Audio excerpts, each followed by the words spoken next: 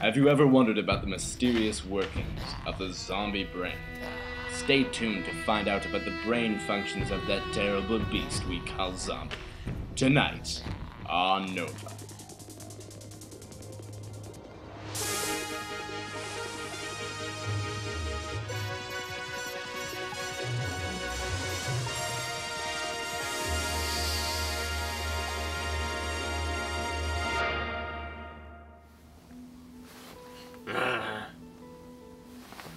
So tell me, what is your name?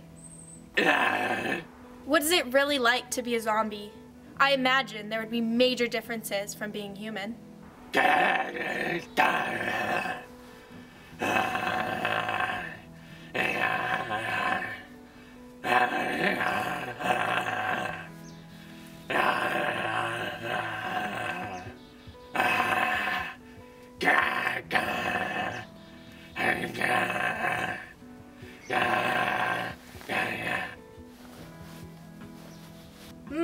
All right. Could you tell me about what goes through your head? From what we see, zombies are rather emotionless human beings.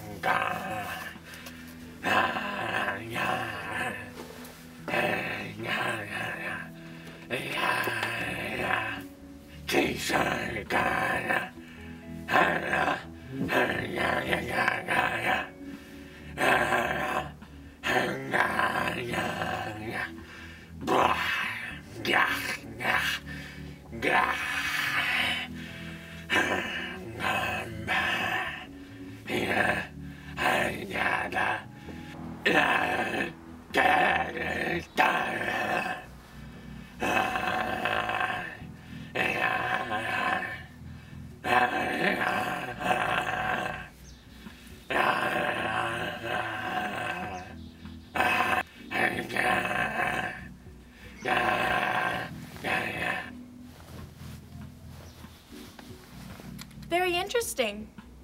I feel like there's a lot to be learned through your stories and experiences. Do you have more you want to share?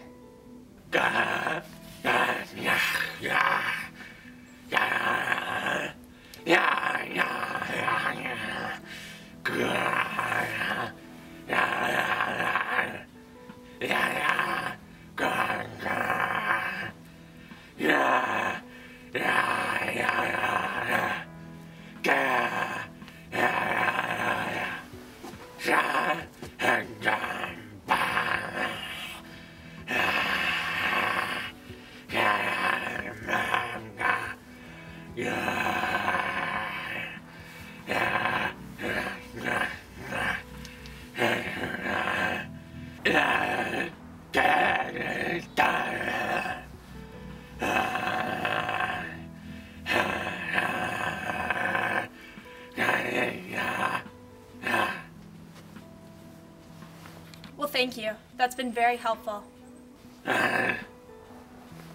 After extremely careful examination, I've discovered the impairments to the zombie brain that cause the infected to act the way that they do. His brain has suffered extreme damage to several of the cortical areas, which has caused aphasia, an impairment of language.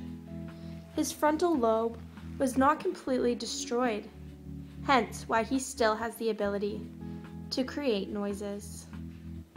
His limbic system, which is the system that controls pain, has been completely altered by the disease. He no longer has the ability to feel any physical pain. His cerebrum was damaged when the accident occurred. The cerebrum is composed of the right and left hemisphere, and it controls initiation of movement, initiation of coordination, temperature, touch, vision, hearing, judgment, reasoning, problem solving, emotions, and learning.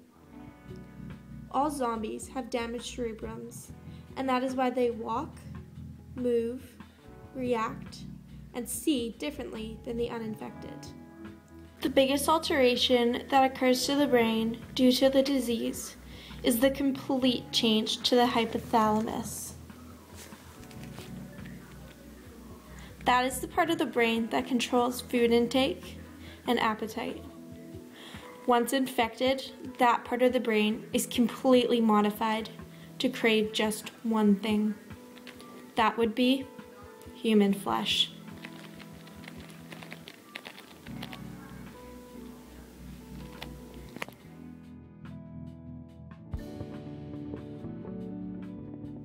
Well, essentially, even a limited capacity of learning is required to function. Otherwise, the infected wouldn't be able to survive.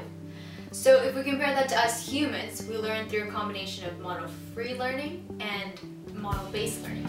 So model-free learning is trial and error, while model-based learning is, the best way to describe it would be your brain creating a complex map of your environment and your interactions, which allow you to reason at a higher level and understand more abstract ideas. So in general, the more the virus progresses, the more the brain starts to rely solely on model-free learning. However, 1 in every 500 patients are able to retain their model-based learning skills. So this occurrence has a positive correlation with a unique new lymphocyte found in the minority of the infected. But no formal studies have been done to back up this theory, which is still in its early stages.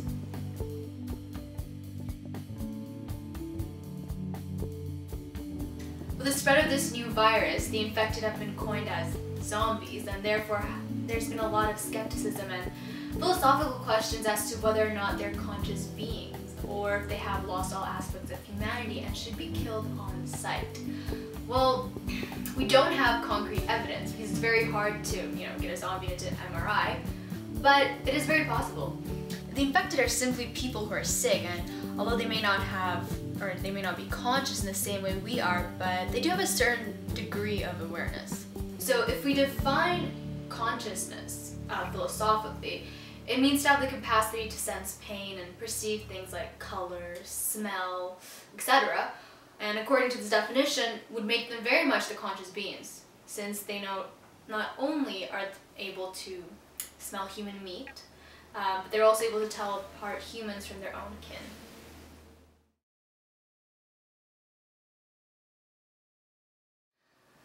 Currently, we're in the process of conducting studies to prove this theory, and how we do that is by subjecting zombies through a series of tests that are used on animals to determine the same question.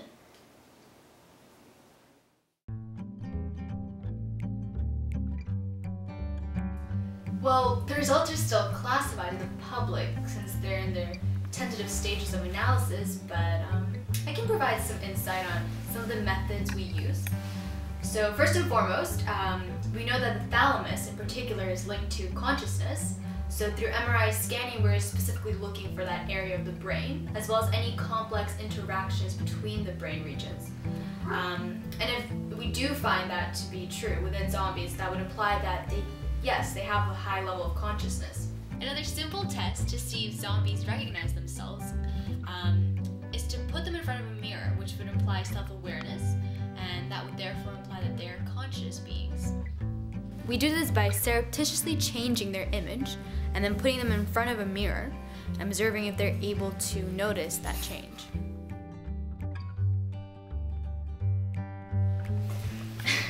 Well, that's a bit of a tough question. Well, the brain is capable of regeneration through neurogenesis and neuroplasticity. Therefore, it is a possibility